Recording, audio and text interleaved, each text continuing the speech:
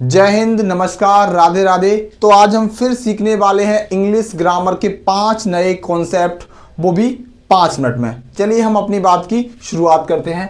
पहला क्वेश्चन है हमारे सामने, सेंटेंस हमें दे रखा है कि this is comparatively a dash pen, है ना। अब इस फिलर को हमें इन 4 एप्रोप्रिएट ऑप्शनों में से किसी एक एप्रोप्रिएट ऑप्शन को चुनना है और हमें बताना है कि कौन सा इस सेंटेंस के लिए सूटेबल रहेगा। अब बात आती है हमारे पहले सेंटेंस की, तो आप देखेंगे यहाँ पे सबसे पहले हमने यहाँ पे यूज करा है आर्टिकल ए का, और उससे पहले हमने यूज करा है कंपैरेटिवली का।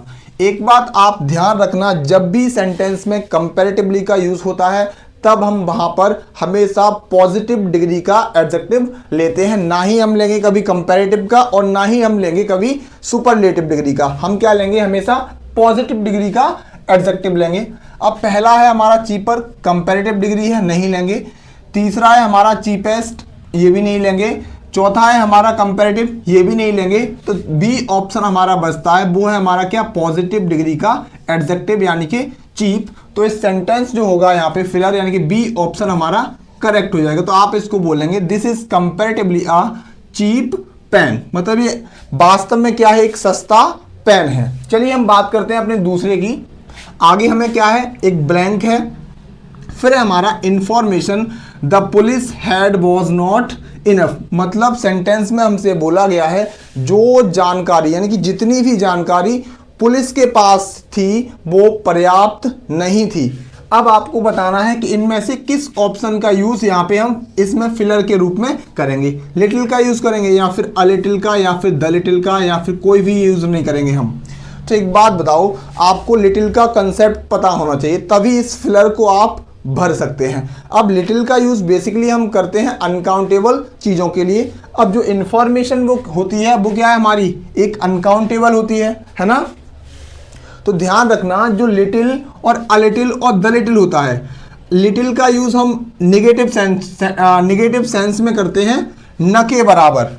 किसके सेंस में, न के बराबर। और जो अ लिटिल होता है इसका यूज हम करते हैं थोड़े के सेंस में, है ना। लेकिन जो द लिटिल होता है वो उसका मतलब होता है जितना उतना सारा, है ना।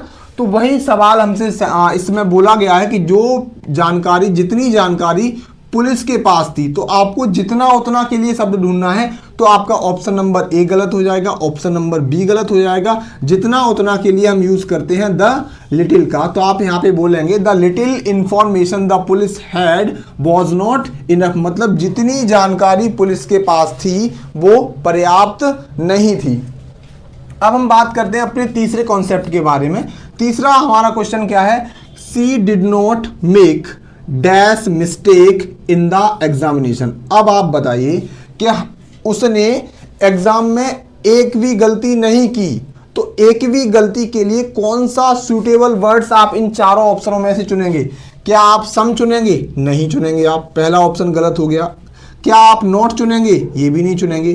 क्या ऑल चुनेंगे, बिल्कुल नहीं चुनेंगे। अब आप एक बात तो बेसिकली इतना तो आप जानते ही होंगे कि नेगेटिव वाक्यों में हम हमेशा क्या करते हैं, एनी का यूज करते हैं, ठीक है। तो आपका जो ऑप्शन नंबर बी है वो हमारा सही ऑप्शन हो जाएगा। अब हम बात करते हैं अपने चौथे सवाल की। चौथे क्वेश्चन में हमें दे रखा है the latter proposal was dash than the former. अब बताओ इस वाक्य में क्या करी गई है, इस सेंटेंस में क्या हुआ है, दो चीजों की तुलना करी गई है। बोला गया है कि जो फॉर्मर वाले से किसकी तुलना हुई है, द लेटर की तुलना हुई है किससे, द फॉर्मर से। और हमें बताना है, एक बात बताओ आप, जब दो चीजों की तुलना होती है आपस में तो कौन सी डिग्री का हम यूज करते हैं, कंपैरेटिव डिग्री का। अब देख लेते हैं कौन सा शब्द हमारा कंपैरेटिव डिग्री का है। द बेस्ट सुपरलेटिव का है, द बेटर होता नहीं है, तो और डी ऑप्शन होगा नहीं, तो तीसरा हमारा सही हो जाएगा क्योंकि बेटर है जो एक कंपैरेटिव डिग्री का एडजेक्टिव है। और हमें जो आवश्यकता थी इस फिलर को फिल करने के लिए वो थी हमें कंपैरेटिव डिग्री के एडजेक्टिव की। तो ऑप्शन सी हमारा इस हिसाब से राइट जवाब हो जाएगा। लास्ट एंड फाइनल यानी कि पांचवा जो हमारा सवाल है वो है हमारा I asked for dash bananas but he did not have dash.